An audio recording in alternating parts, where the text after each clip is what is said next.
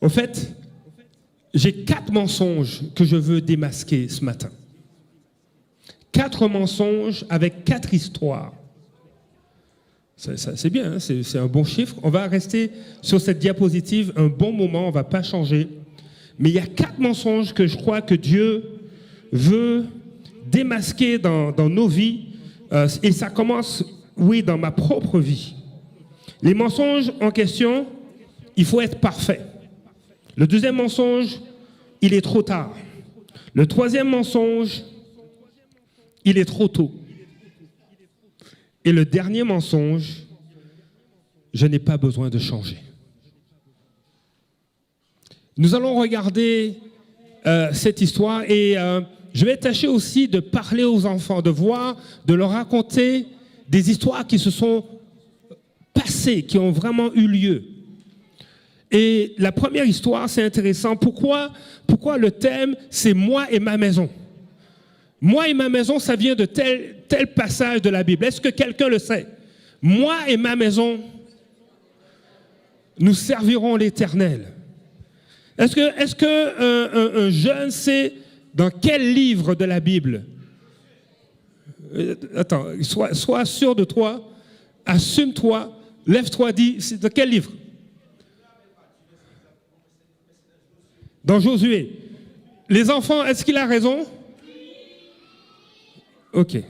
C'est dans Josué, chapitre 24, verset 15. Et on va le lire dans la version Louis II. Il est dit au verset 15, « Et si vous ne trouvez pas bon de servir l'Éternel, choisissez. Choisissez aujourd'hui si vous voulez servir ou les dieux, dans Josué, chapitre 24, le verset 15, ou les dieux qui servent vos pères au-delà du fleuve, que servaient vos pères au-delà du fleuve, ou les dieux des Amoréens dans le pays duquel vous habitez. Moi et ma maison, nous servirons l'Éternel. » Ce qui est intéressant, c'est que la version Sommer va dire ceci: « Quant à moi et à ma famille, je ne sais pas pour vous, mais quant à moi et à ma famille, nous adorons l'Éternel. » Et pourquoi je fais ressortir cette nuance-là? Parce qu'en fait, celui qui l'a dit, c'est Josué. Et Josué, il est un peu à la fin de sa vie, et le chapitre 24, c'est la fin du livre de Josué. Et Josué dit cela après avoir raconté très vite tout ce que Dieu a fait. Et alors que je vais rapidement dire tout ce que Dieu a fait à travers Josué, est-ce que quelqu'un se souvient, sans me dire c'est quoi, mais juste lever la main, est-ce que quelqu'un se souvient de ce que Dieu a fait dans sa vie? Juste levez vos mains. Une chose que Dieu a faite dans vos vies. Si vous vous souvenez d'une chose que Dieu a faite dans votre vie, juste levez la main. Et gardez la main levée, juste que je scanne un peu. OK. Vous pouvez baisser les mains. Vous vous souvenez au moins d'une chose. Et là, Josué, il raconte au chapitre 24 tout ce que Dieu a fait pour le peuple d'Israël, en commençant par le papa d'Abraham. Oui, Abraham avait un père. Et il commence avec le papa d'Abraham et il va jusqu'aux victoires en Israël. Les conquêtes qu'ils ont eues. Vous imaginez une ville qui a déjà été à la citadelle de Québec? OK? Bon, il y a des beaux murs. Si vous n'avez pas été encore, planifiez quelque chose, il fait beau, faites un tour, c'est magnifique. La citadelle est magnifique, c'est une très belle architecture. Mais imaginez peut-être 10 fois plus grand comme mur. Et la ville de Jéricho était entourée de murs gigantesques, au point que des chars pouvaient passer sur le sommet du mur comme ça. Il y avait même des maisons où il y avait des appartements à l'intérieur même des murs. Et Dieu a donné cette ville au peuple d'Israël sans qu'il ait de catapultes à fabriquer, sans qu'il y ait de missiles qui soient lancés. Dieu a agi et les murs se sont effondrés. Donc, il y a des exploits comme ça que Josué a rappelé au peuple d'Israël. Et vous savez pourquoi Dieu a fait ce rappel à travers Josué? C'est parce que Dieu veut établir et ancrer. Dieu veut enraciner. Dieu veut être ton ami. En fait, Josué disait ça. Je veux être l'ami de mon peuple. Je veux qu'il me connaisse. Je veux un cœur à cœur. Et il l'a fait en rappelant et en accomplissant des actes, en donnant sa parole, mais en rappelant tout ce qu'il a fait pour eux. Vous savez, le premier mensonge que je veux confronter ce matin, c'est que Dieu ne demande pas qu'on soit parfait. Dieu ne te demande pas d'être parfait. Alors tu vas me rappeler comme votre Père céleste est parfait. Ok? Mais il faut voir le contexte. Dans les versets précédents de ce passage, il s'agit de l'amour, d'aimer. Et je vais juste, parce que j'entends des personnes penser comme ça, dire oui, mais il est dit d'être parfait. Donc on va regarder ça. Matthieu 5, verset 48. Est-ce que vous pouvez le mettre à l'écran, s'il vous plaît? Matthieu 5, verset 48 va dire ceci. Soyez donc parfaits comme votre Père céleste est parfait. Et le verset 44, plutôt, va dire, mais moi, je vous le dis, aimez vos ennemis, bénissez ceux qui vous maudissent, faites du bien à ceux qui vous haïssent, et priez pour ceux qui vous maltraitent et vous persécutent, afin que vous soyez fils de votre Père qui est dans les cieux, car il fait lever le soleil sur les méchants et sur les bons, et il fait pleuvoir sur les justes et sur les injustes. Et même Luc chapitre 6, verset 36,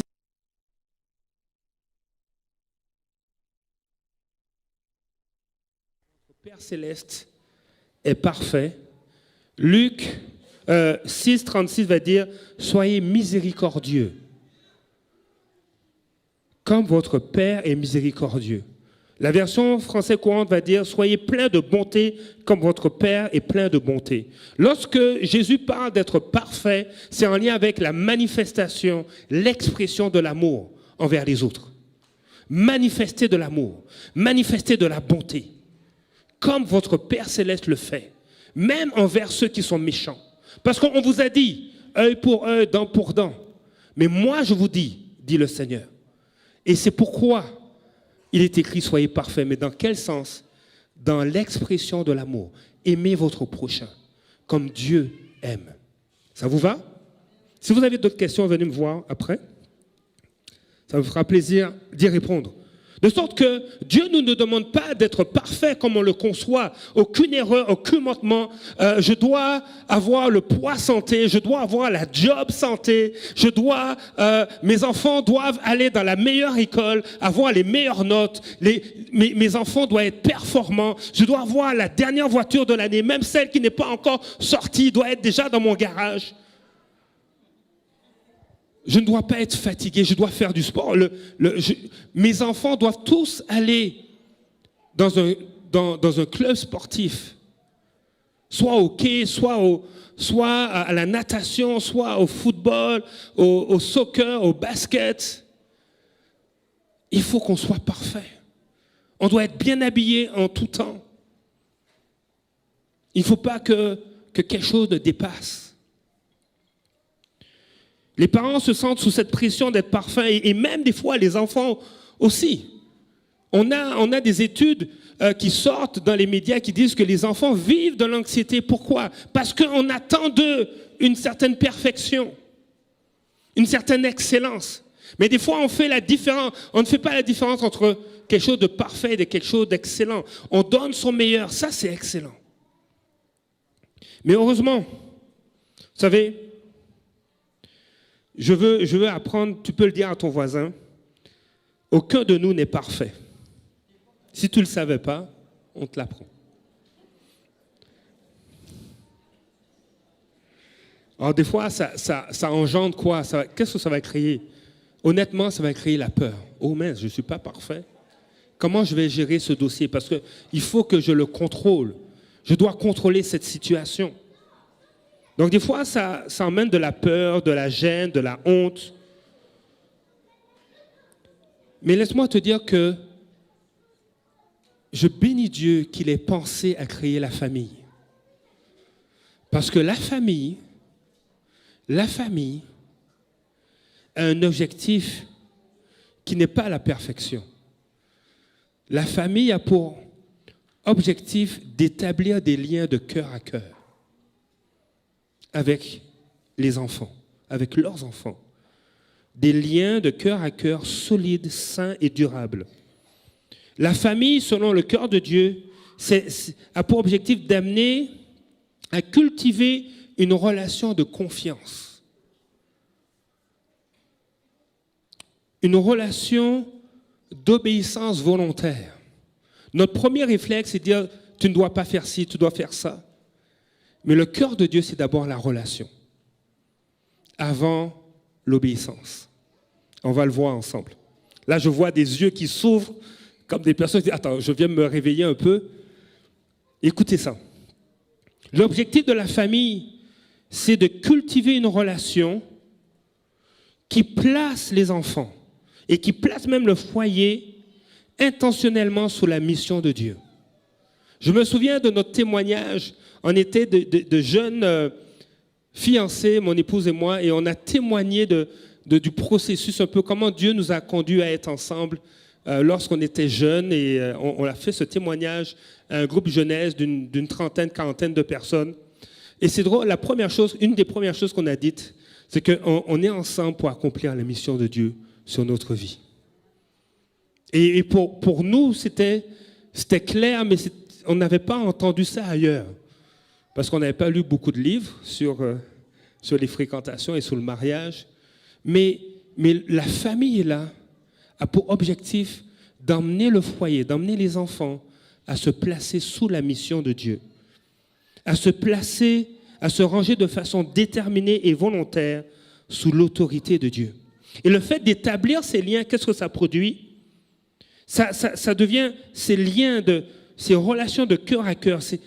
Ça permet aux parents d'exprimer un leadership, une influence, à mettre de l'avant des valeurs et un amour qui est selon le cœur de Dieu. Vous savez, les familles ne sont pas parfaites et ce n'est pas leur mandat d'être parfaits. Et pour illustrer ça, j'aimerais parler d'une famille en particulier. Parce que je crois que cette famille dont je vais parler, c'est une famille qui est forte. Et je pourrais dire qu'une famille forte n'est pas une famille parfaite, mais c'est une famille qui grandit avec Jésus.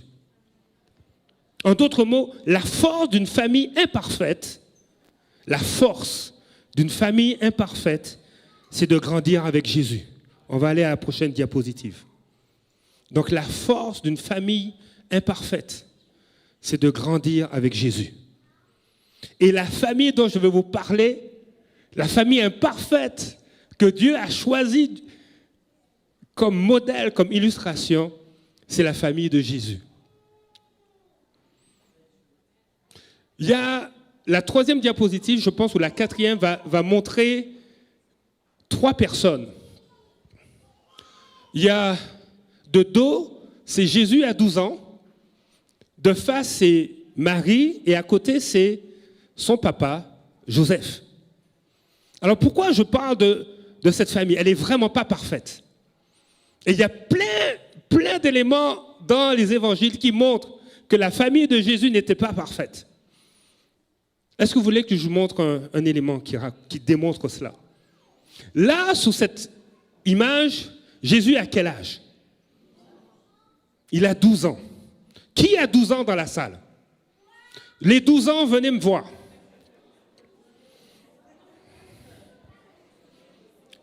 Donc, Jésus a 12 ans. Là, j'ai entendu plein de moi et j'ai vu des mains levées. Donc, je ne veux pas... Et puis, il n'y avait pas juste 2 mains levées, il y en avait plus. Donc, oui, les 12 ans, venez. OK? All right, vous pouvez vous aligner comme ça. à côté de Samuel. Donc imaginez, Jésus, il a 12 ans. Est-ce que tu as déjà été au centre-ville de Québec tout seul? Non. Est-ce que tu as déjà été à Montréal toute seule? Non. Est-ce que tu es déjà resté à Montréal tout seul? Non. Vous avez bien entendu. Ils ont dit non. OK. J'imagine que ce ne serait pas le fun d'être tout seul dans une ville. Est-ce que tu aurais aimé rester tout seul pendant 5 jours dans une ville? Non. Et toi? Non. Et toi? Je sais pas. Tu sais pas, hein? Merci pour ta franchise. Vous pouvez aller vous asseoir.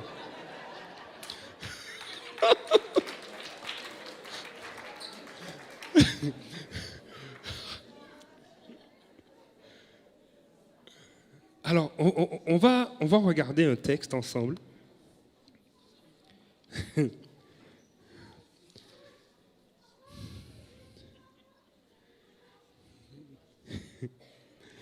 Luc chapitre 2. On va faire le verset 44, ok?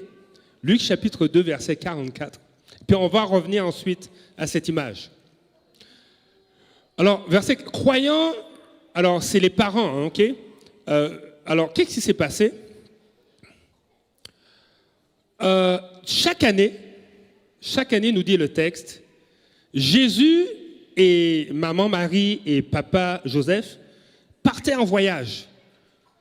Et moi, c'est un truc que j'aime faire. Partir en voyage, aller soit en Gaspésie ou même dans le sud, en Floride, à Orlando, Walt Disney, j'aime ça. Ok? C'est pour ça et les enfants aiment ça. Mais chaque année, Joseph et Marie, avec leurs enfants, partaient à Jérusalem pour Pâques. Ils partaient dans cette ville célébrer Pâques. Et le texte dans Luc chapitre 2 nous dit ça.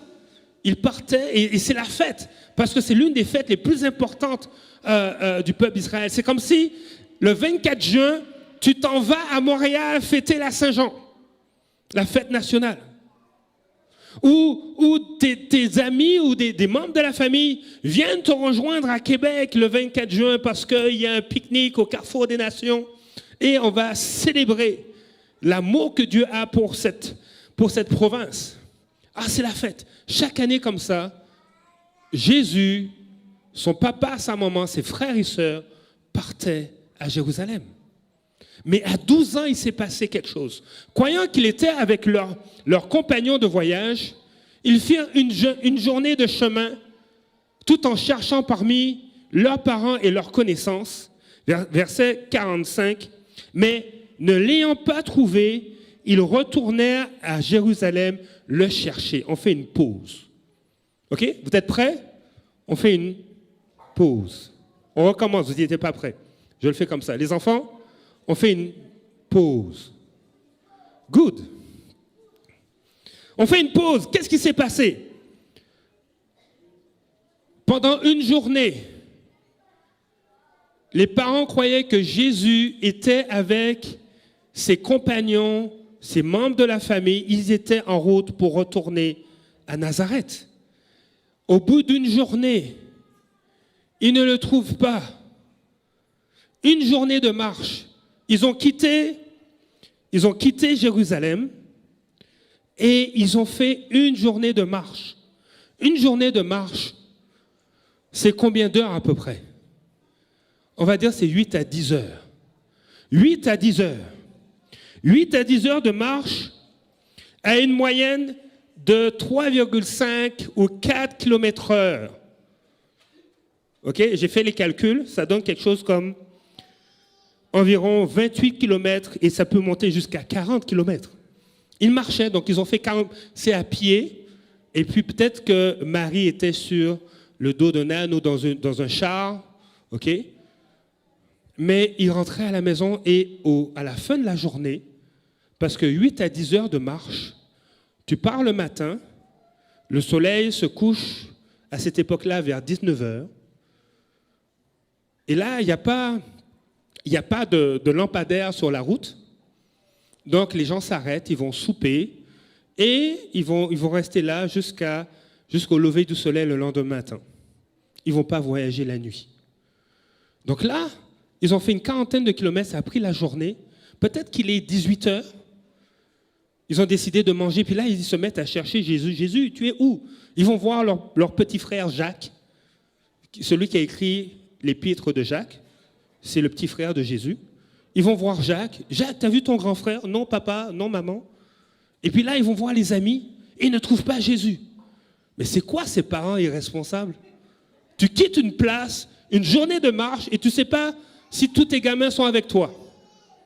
Oui, d'accord, il a 12 ans, mais quand même. Aucun de nos enfants ne resterait dans une ville toute une journée seul. Mais ce qui se passe, c'est qu'il faut revenir.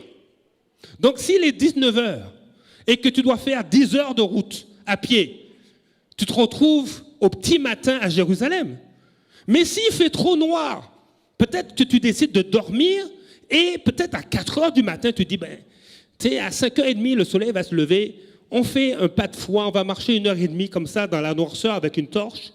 Donc ils vont arriver vers midi ou 1h de l'après-midi. Donc il y a un 24 heures où Jésus est tout seul. C'est-tu responsable, ça? Est-ce qu'il n'y a pas un voisin de la Gaine qui n'appellerait pas la DPJ pour dire « Mais vous n'avez pas vu Jésus et Marie qui niaisent un peu ?» Pas Jésus, Joseph et Marie qui prennent pas soin de leurs enfants? Ce n'était pas une famille parfaite. Et en plus de ça, Luc chapitre 2, verset 46. On va le regarder ensemble. Luc 2, verset 46 va dire ceci. Je vais vous le lire. Au bout de 3 jours,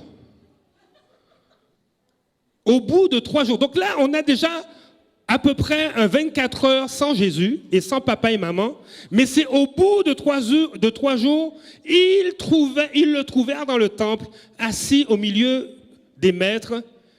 Il les écoutait et les interrogeait. Au bout de 3 jours. Donc combien de jours Jésus a été seul, sans ses parents? 3 jours seulement? 4 jours? 5 jours? Qui dit 3? Qui dit 3 jours? Ok. Qui dit 4? Ok. Qui dit 5? Qui dit 4? C'est 4 jours, en fait.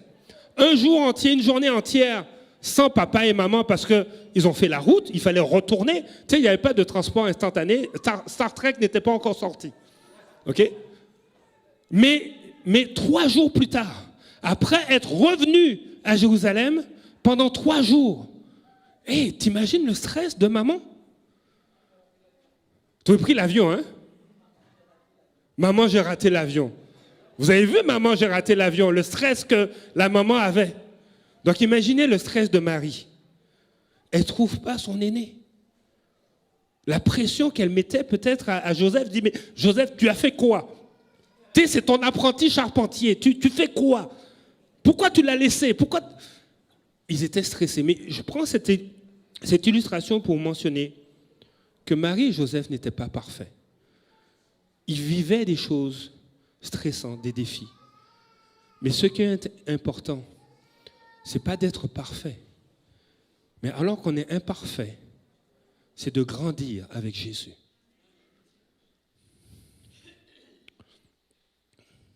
Une famille forte n'est pas une famille parfaite. C'est vraiment une famille qui grandit avec Jésus. Et je bénis Moïse qui nous a lu le verset 52 qui dit « Jésus grandissait en sagesse, en taille et en grâce devant Dieu et devant les hommes. »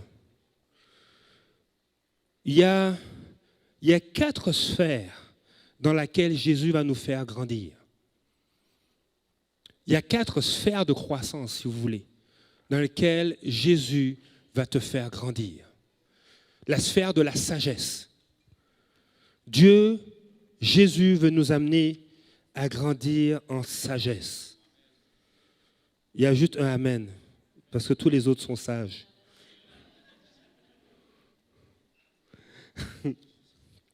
C'est juste toi qui n'es pas sage. en intelligence. Et c'est avec Jésus, c'est avec sa parole. Jésus est la parole.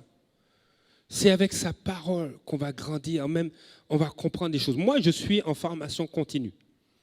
Même en tant que pasteur, je suis en formation continue. Je lis un super bon livre sur aimer nos enfants intentionnellement, communication non violente pour une relation de cœur à cœur. J'ai un autre bouquin que j'ai découvert la semaine passée et ça a été vraiment conduit de Dieu. J'avais déjà le titre de mon message qui était « Moi et ma maison, la force d'une famille imparfaite ». Et le livre que j'ai découvert la semaine passée, c'est « Moi et ma maison, 52 pensées pour une famille moderne ». Alors je me suis mis à le dévorer. Ok, je suis en train de le lire. Parce que je veux grandir. Et en lisant non seulement de bons livres chrétiens, mais surtout la parole de Dieu, il y a des choses que Dieu expose. À gérer la colère. À ne pas vouloir couper la tête de nos enfants quand ils nous énervent. Est-ce que c'est arrivé à des parents? Je suis le seul, hein? Ah, il y a deux, on est 3, 4. Qui dit mieux? 5, 6, waouh, 8. Ah, il dit, Seigneur, même des grands-parents. Mais Jésus nous invite à grandir en sagesse. Il nous invite à grandir en stature. Après le jeûne et prière, il y a quelqu'un qui a témoigné à Pasteur Marjorie, nos 21 jours de jeûne et prière. Il y a une sœur qui a fait un jeûne de Daniel, donc surtout des légumes, des salades. Elle dit, mais j'ai pris goût à cela. Mais qu'est-ce que ça fait? Ça lui donne de la force, une meilleure santé. Prendre soin de soi, c'est important. Se coucher à l'heure, ou ne pas être des veilleurs de nuit. Ce n'est pas ta job quand tu es étudiant. Bien que des fois, il y a des travaux et des études, c'est long, mais Dieu veut qu'on prenne soin aussi du temple que nous sommes. Mais les deux autres dernières sphères, c'est la faveur aux yeux des hommes, la communion, les relations, savoir être patient les uns envers les autres. Il dit, mais comment ça? Moi, il y a des gens, vous savez, il y a des gens qui ont un caractère exécrable. Okay? Parce qu'ils ne savent pas gérer leur personnalité. Donc, eux, ils n'ont jamais tort. On m'a raconté récemment, il y a quelqu'un qui a pris une décision majeure qui a pris, c'est un gestionnaire d'immeuble, et puis il y a une personne qui est décédée, et il y avait, malheureusement, la personne qui est décédée avait beaucoup de dettes envers le propriétaire de l'immeuble. De sorte que le gestionnaire a décidé de ne pas donner accès aux héritiers au domicile du défunt, parce qu'il y avait des dettes. Ça a été compliqué, ce qu'on m'a raconté.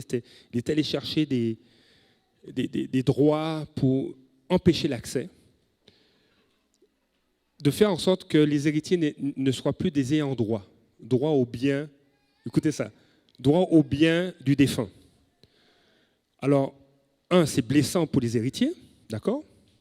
Mais quand les héritiers ont appris, quand les enfants ont appris que leur père était criblé de dettes, comme ils n'avaient plus droit à l'héritage, ils n'ont pas droit aux dettes.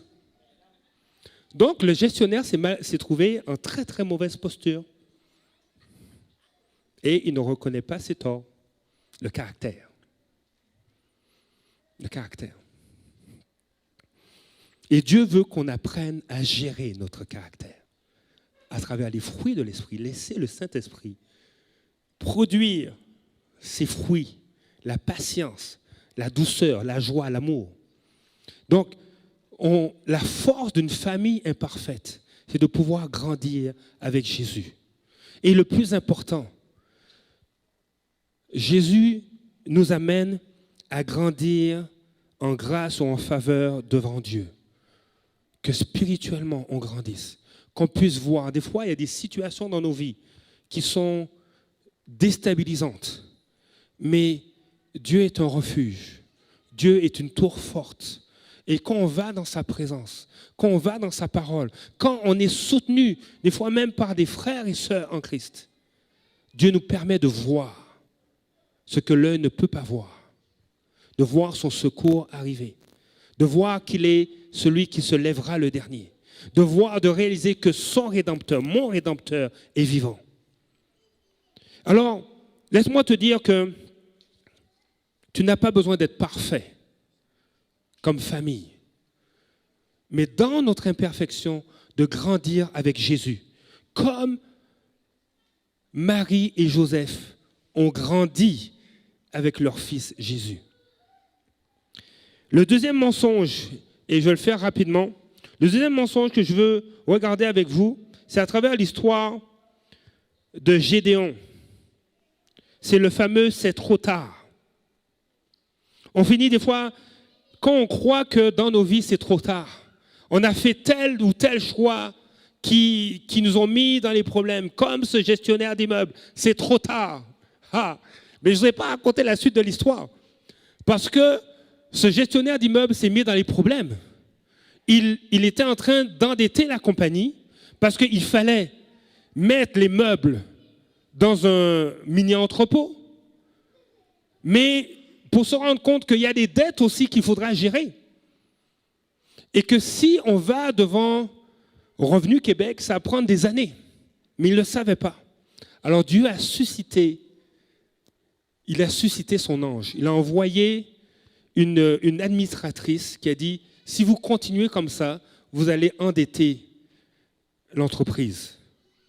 Relâchez les meubles, remettez les choses à la famille et passez l'éponge. Sinon, si on continue comme ça va durer 3-4 ans et on va s'endetter pour rien. Vous savez, il n'est jamais trop tard. Des fois, dans ta vie, tu peux croire qu'il est trop tard. Mais avec Jésus, il n'est pas trop tard. Jésus est celui qui change les choses. Et l'histoire de Gédéon, tu peux mettre l'image. Il y a 2 images sur Gédéon. Gédéon, tu n'es pas trop petit. Et puis il y a l'autre image qui est un petit peu plus super-héros. Gédéon, tu n'es pas trop petit. Il n'est pas trop tard. Gédéon, vous savez, quand il a rencontré, qui connaît l'histoire de Gédéon? Un petit sondage. OK. Alors, on était tantôt au chapitre 24 de Josué. Josué est mort. Et c'est spécial, hein? Josué est mort. Et on dit par la suite que les anciens qui avaient connu le miraculeux, les exploits de Dieu, ont conduit le peuple et le peuple marchait avec Dieu jusqu'à ce que ces anciens meurent. Vladimir, qui me suit en ce moment, réalisez-tu que ces anciens, dans le chapitre 24, dans Josué 24, il parlait d'anciens, donc d'hommes et de femmes âgés. C'était les enfants à qui Dieu a fait la promesse d'entrer à Canaan. Ce sont les enfants. Ce matin, on avait des enfants et Dieu nous avertit. Comment on va traiter nos enfants? Et pas seulement comment on va les traiter, prendre soin d'eux, mais comment nous allons nous conduire pour grandir selon le cœur de Dieu, afin de les influencer. Quel modèle va-t-on laisser à nos enfants? C'est vrai, des fois, on a envie de couper leur tête, et c'est juste une image, ok? Mais eux aussi, des fois, ils ont envie de couper la tête de leurs parents. Ils disent, mais c'est pas juste, papa. Papa, c'est pas juste ce que tu fais. Pourquoi tu te fâches après moi? J'ai rien fait. Il y a un humoriste français qui faisait un sketch et il parle de son père. Son père était fâché et il reprend ses enfants. Il dit, mais c'est pas sérieux ce que vous faites, vous n'êtes pas responsable.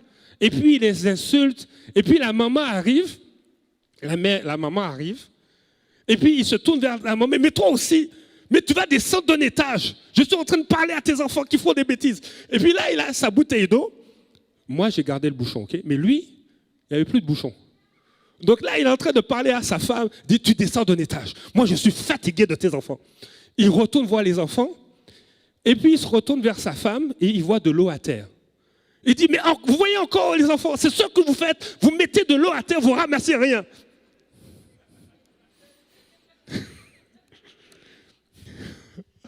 Il ne réalise pas qu'il avait ôté le bouchon. Des fois, on peut hériter nos enfants. Mais Dieu te dit, tu n'es pas peut-être parfait, mais ta force, c'est de grandir avec Jésus. Et je veux qu'on reparte ici avec cette pensée. Gédéon, il était le dernier. Il était le dernier de sa famille. Mais Dieu l'appelle vaillant héros dans Juges chapitre 6, verset 12. Et je m'arrêtais avec les autres points, je le ferai la semaine prochaine. Juges chapitre 6, verset 12 dit ceci. L'ange de l'Éternel lui a apparu et lui dit, l'Éternel est avec toi, vaillant héros. Après, Dieu va lui dire au verset 14, l'Éternel se tourna vers lui et dit, va avec cette force que tu as. Et tu sauveras Israël de la main de Madian, n'est-ce pas moi qui t'envoie? On va lire quelques versets parce que Gédéon ne comprend pas. Il dit, mais c'est pas possible. C'est pas possible que tu me dises ça. Et on le voit à partir du verset 13. Gédéon lui dit, ah mon Seigneur, si l'Éternel est avec nous, pourquoi toutes ces choses? Et tu peux dire la même chose. Seigneur, si tu es avec nous, pourquoi je vis tout cela? Pourquoi je me sens dans tel état? Pourquoi c'est des injustices? Pourquoi j'ai des problèmes à droite ou à gauche au travail avec mes collègues? Pourquoi je viens de perdre mon emploi? Pourquoi ça ne va pas dans mon couple? Pourquoi? Pourquoi toutes ces choses nous sont-elles arrivées? Et où sont tous ces prodiges que nos pères nous racontent? Tu sais, Jésus a guéri le dos d'un homme. Il avait des plaques ici, au Carrefour des Nations. Il y avait des plaques boulonné dans sa colonne vertébrale. Il ne pouvait pas se pencher plus que ça. Et Dieu l'a touché. Et il touchait la pointe de ses pieds. Tu me racontes tout ça, tu me racontes les prodiges. Mais où sont ces prodiges? Quand ils disent l'Éternel ne nous a-t-il pas fait monter hors d'Égypte? Maintenant l'Éternel nous abandonne. Il nous a livrés entre les mains de Madian. L'Éternel se tourna vers lui et dit, et voyez la relation. Dieu se présente, Dieu vient. Et laisse-moi te dire aujourd'hui, Dieu vient des fois à travers nos enfants. Allez voir louer Jésus. Et peut-être que tu passes par des temps difficiles, mais tes enfants sont là sur le stage et ils louent Dieu. Ou peut-être que tu as passé une semaine difficile et tes enfants te regardent et ils veulent jouer avec toi. Ils veulent être en relation avec toi. Et ce sont des fois les messagers de Dieu pour te dire, laisse-moi être en relation avec toi, car c'est ça qui est le plus important. Oui, c'est le plus important. L'Éternel se tourna vers lui et dit, va donc avec cette force que tu as et délivre Israël de la main de Madian. N'est-ce pas moi qui t'envoie? Gédéon dit au verset 15, ah, mon Seigneur, avec quoi délivrerai-je Israël? Voici ma famille est la plus pauvre en Manassé. Déjà, la tribu de Manassé, c'est la plus petite. Mais dans cette tribu qui est la plus petite province d'Israël, Gédéon vient de la famille la plus pauvre. Et de la famille la plus pauvre, il est le dernier. Je suis le plus petit dans la famille de mon père. Donc là, c'est mal parti pour lui. Mais dès que Dieu rentre dans ta vie, les impossibles, les trop tard ou les trop petits ne sont aucunement limitatifs. Mais ils te propulsent. Dieu va dire au verset 16, je serai avec toi. Je serai Emmanuel, Dieu avec toi. Je serai avec toi et tu battras Madian comme un seul homme. C'est comme si nous prenons un enfant et il doit faire face peut-être à des enfants dans le quartier qui ont 10 ans de plus que lui et qui l'intimident. Mais le papa lui dit, je serai avec toi. et tu les battras, tu te tiendras ferme comme un seul homme. Et le petit sort avec son papa et les plus vieux ne tiennent pas le coup. Il dit, ah, bonjour monsieur, ça va bien? Oui, ça va bien, tu peux arrêter d'embêter mon fils. Mais imagine, Dieu est là 24 heures sur 24 avec toi. C'est ça. Vous savez, je m'arrêtais, j'invite Yamilet et l'équipe à revenir, mais je m'arrêtais sur ce point et si Dieu permet, dimanche prochain, on va continuer. Mais écoute ça. Tu sais, imagine que Jésus vient ici. Il arrive là, il passe par la porte, c'est Jésus, tu le reconnais. Wow. On l'a vu sur Twitter, on l'a vu sur Instagram, il a fait une photo, il était là. Et il vient ici et il y a des vidéos qui montrent les miracles qu'il a fait. Il y avait une dame en chaise roulante, elle s'est levée, elle a marché. Il y avait une femme qui avait des problèmes de santé, qui a simplement touché son vêtement et elle a été guérie. Et il vient ici. Et là, tu sais qu'il y a des gens qui ne l'aiment pas, qui sont là aussi, et qui ont cette hardiesse, ce toupet de « on va lui poser une question pour le piéger ». Il dit qu'il est rabbi, on va lui poser une question. On va lui poser cette question, c'est quoi? C'est pas grave, c'est quoi le plus grand commandement? Est-ce que vous avez déjà entendu cette question-là? C'est quoi le plus grand commandement de la loi? Là, on va le piéger parce que s'il donne une mauvaise réponse, on va dire, tu vois, hein, tu n'as même pas de PhD, tu oses faire des miracles, mais tu n'es pas correct. Tu n'es pas compétent. Tu n'as pas les connaissances à propos. Mais regardez ce que Jésus va dire. Il va dire dans Matthieu 22 au verset 36, donc on commence par ceux qui voulaient le piéger. Maître, quel est le plus gros commandement de la loi? C'est quoi la chose la plus importante dans la vie? Parce que la loi, à cette époque, on est dans une culture, on est dans une culture de lois, de règles. C'était primordial, surtout pour une population qui était envahie et qui avait d'autres valeurs. Donc les lois et les règles, il fallait les suivre. On garde la loi de Dieu. Et Jésus va dire, tu aimeras le Seigneur ton Dieu de tout ton cœur, de toute ta force et de toute ta pensée. Verset 38. C'est le premier et le plus grand commandement. Verset 39. Et voici le second qui lui est semblable. Tu aimeras ton prochain comme toi-même. Qu'est-ce qui est le plus grand? Probablement que ces pharisiens, ces gens de loi, s'attendaient à ce qu'ils disent quelque chose comme tu dois obéir à la loi. Si tu n'obéis pas, tu mourras. Mais ce n'est pas ce que Jésus a dit. Ce que Jésus a dit, le plus grand commandement, c'est que tu sois en relation avec Dieu.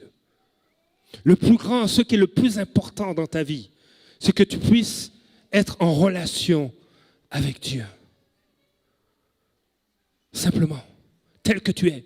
Tu n'as pas besoin d'avoir un diplôme, de faire des choses extraordinaires, mais tel que tu es. Tel que tu es. Même si tu as trébuché ce matin, viens et rentre en relation avec moi. Laisse-moi t'aimer tel que tu es. Et il faut savoir que l'amour et la relation pour le royaume des cieux, c'est la chose la plus importante. Pas l'amour seulement, mais la relation avec Dieu. Celui qui est inébranlable, celui qui est fidèle, celui qui ne recule pas face au chaos de nos vies, celui qui est la lumière, celui qui est la vérité, celui qui est capable d'engloutir la mort parce qu'il est la vie. Celui-là veut être en relation avec toi. Il veut consoler ton cœur. Il veut ôter les ténèbres qui t'assaillent. Il veut ôter les peurs. Il veut remettre en ordre le chaos dans ta vie. Ce que les médecins n'arrivent pas à faire. Ce que les psychologues ne peuvent pas gérer. Lui, il peut le faire. Il te dit, voici ce qui est le plus important pour moi. C'est que tu rentres en relation avec moi. Et la façon, c'est par Jésus. Parce que tout ce que Jésus a fait, c'est le Père qui l'a fait à travers lui. Et Gédéon était sans force. C'était trop tard selon lui. Mais Dieu lui a dit, je serai moi-même avec toi. Et tu battras. Tu vaincras, tu réussiras. Comme si tu étais seul.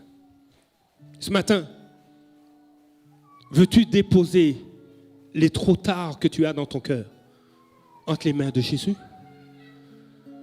Veux-tu le laisser être ta paix? Veux-tu être celui qui te rend fort, qui te dit va, parce que je serai avec toi? Si tu veux que Jésus, si tu veux laisser Jésus venir dans ta vie, dans le chaos que tu peux vivre, si tu veux le laisser gérer tes trop tard, je veux t'inviter à te lever. Parce qu'il n'est pas trop tard avec Jésus. Il n'est pas trop tard. Il n'est pas trop tard pour passer du temps avec tes enfants. Il n'est pas trop tard même pour demander pardon à tes enfants. Il n'est pas trop tard pour vivre des guérisons alors que tes parents sont déjà décédés. Ou peut-être que tu vis une situation, un défi, il n'est pas trop tard. Tu attends une réponse de Dieu, une intervention, tu as des défis financiers, il n'est pas trop tard. Gédéon semblait être acculé au mur, mais ce qui est intéressant, j'aimerais qu'on mette l'image de Gédéon en version super-héros, c'est ce qu'il est devenu parce que Dieu était avec lui.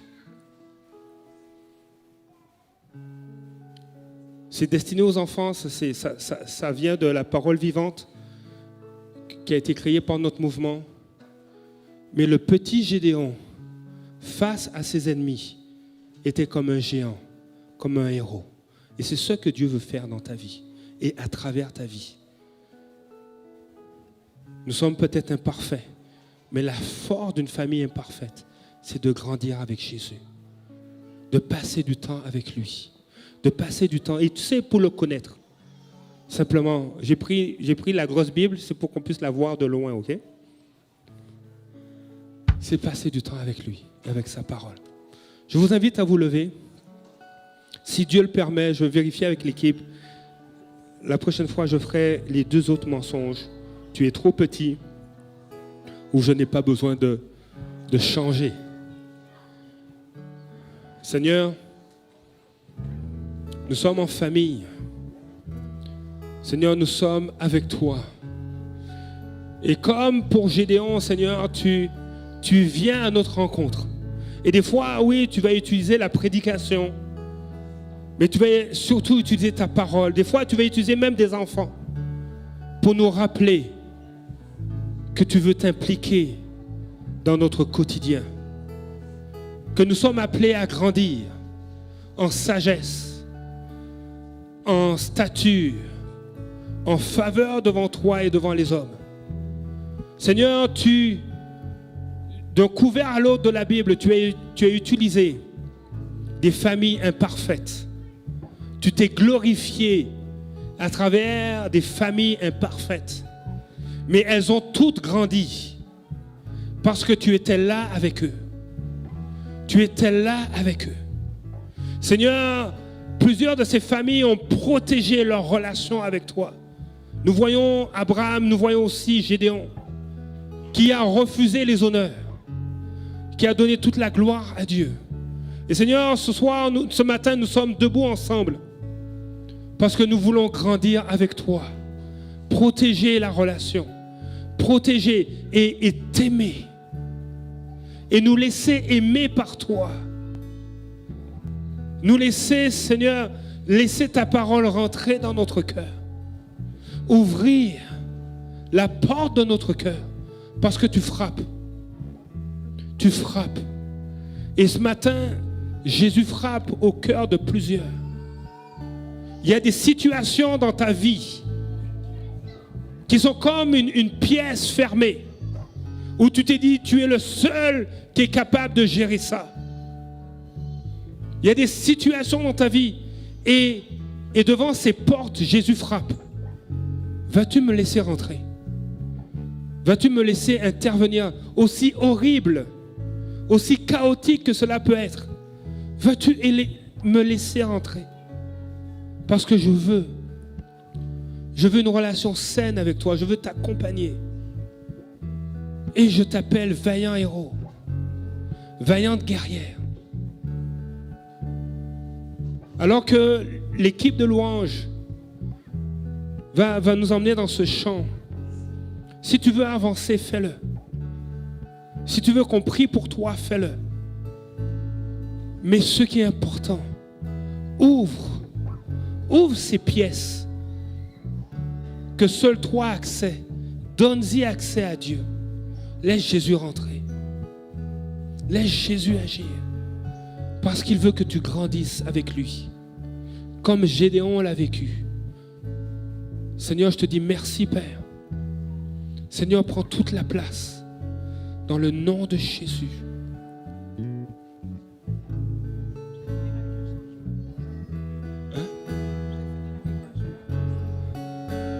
Bon, ben fais les deux. On est en famille. Bon, allez, on va faire quelque chose de spécial. Elle voulait finir avec un chant plein de joie, mais vous pouvez avancer. Mais ce chant est une déclaration sur ta vie. Peut-être que tu es dans le deuil, mais prends ce chant-là. Prends ce chant-là et dire, Seigneur, aujourd'hui je suis dans l'épreuve, mais demain, je me tiendrai devant toi avec des chants d'allégresse. C'est bon?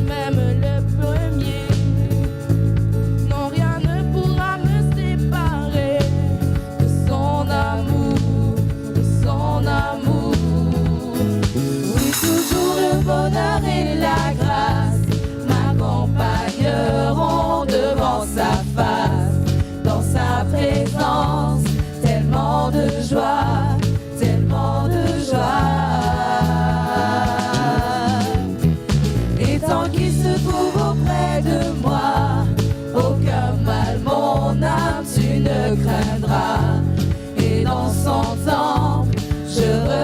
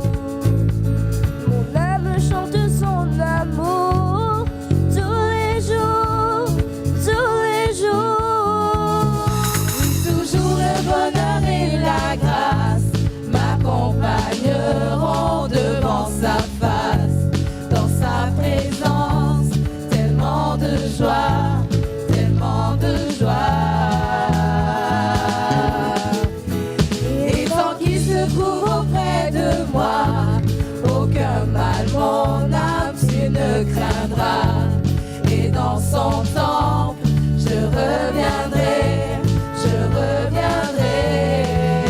Yahweh, Yahweh, Yahweh, tu fais briller sur moi ton soleil.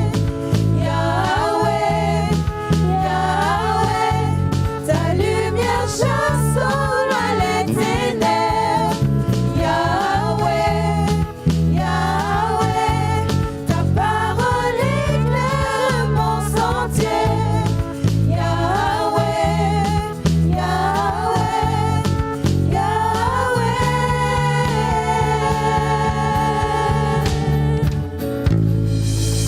Bon dimanche à tous, soyez bénis.